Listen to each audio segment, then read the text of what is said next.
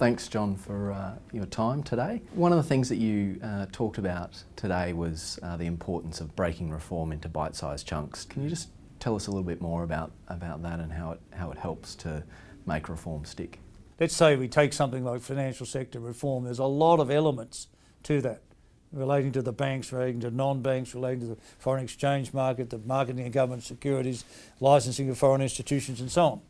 Now, to try and do all that at once is just going to be tumultuous and very, very difficult to achieve. But breaking each one of those into bits and then perhaps even a number of stages within those bits to achieve the outcome.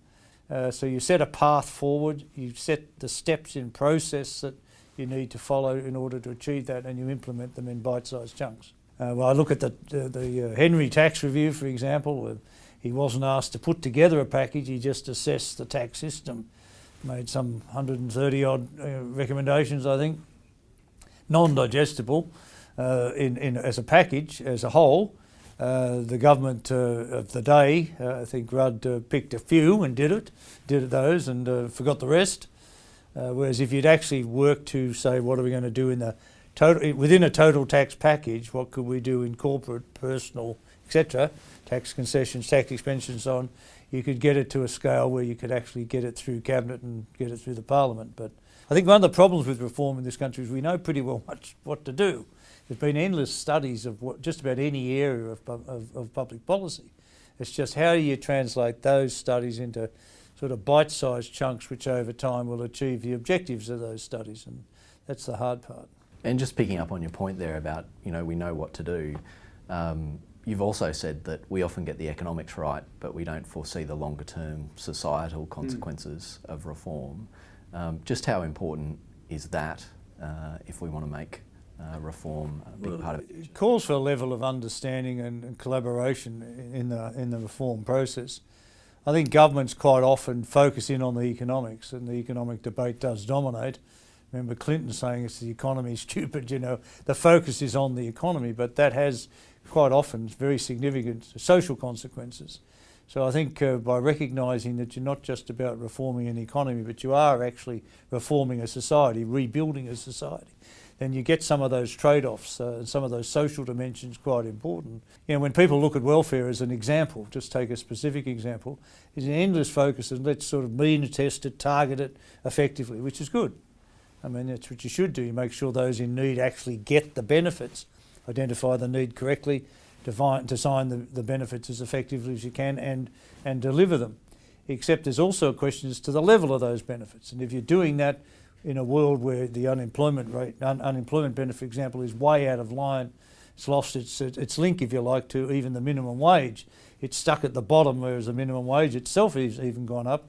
And you're building a very significant social problem as a consequence, that people can't afford to live on the unemployment benefit, even though it's, it may be targeted to somebody in need. So there's an issue there as, okay, what's the appropriate level of the unemployment benefit or the base pension or whatever as part of a reform package of the overall welfare sector, which is involving targeting of those benefits to those genuinely in need. And given the media cycle that we live in today and sophisticated campaigning and frequent opinion polls, just how hard is it for a leader these days to get out in front of public opinion and lead the debate in reform? And is that possible anymore? It did get harder for quite some time in the sense that the electorate basically felt increasingly disenfranchised and ignored, forgotten, taken for granted by the major parties.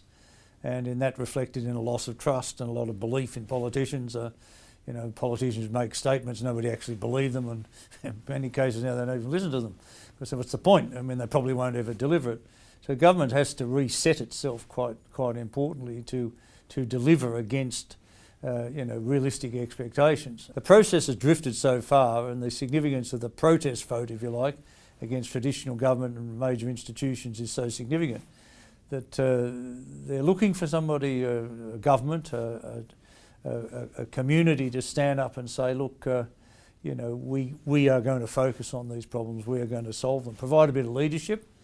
And I think if you are genuinely leading, you will be cut a lot of slack by the electorate. So if Turnbull came in with huge expectations for what he'd do about tax or same-sex marriage or climate or a whole host of issues, if he said, okay, I am going to take 2 or 3 of those and I'm going to deliver them over the next 3 years, and he worked consistently over time to build the community support for recognising the problem and understanding the alternatives and then backing him in on what he wants to do, electorally that will be a positive. I mean, you can get re-elected, as we've seen in the ACT, by delivering good policy and taking the community with you, and we don't have any of that anymore.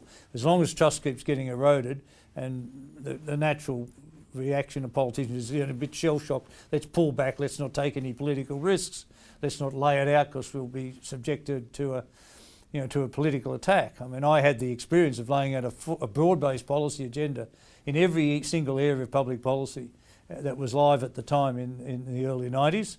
Thousands of pages of policy detail, which was soon dispensed with as the longest political suicide note in history because it made it easy to be attacked. The response to that was to just go to a small target strategy, say very little, promise little, very little. And over that time, of course, the problems got left, they drifted, they got bigger. To solve problems today, it's going to take longer and cost more and be more difficult to achieve. So I think the electorate says, okay, draw a line in the sand, stand up and lead on a few key issues. Tell us what you want to do, take us into your confidence and we'll back you in. And there'll be winners and losers in that and they need to be addressed and explained. John Hewson, thanks for your time. Thanks very much.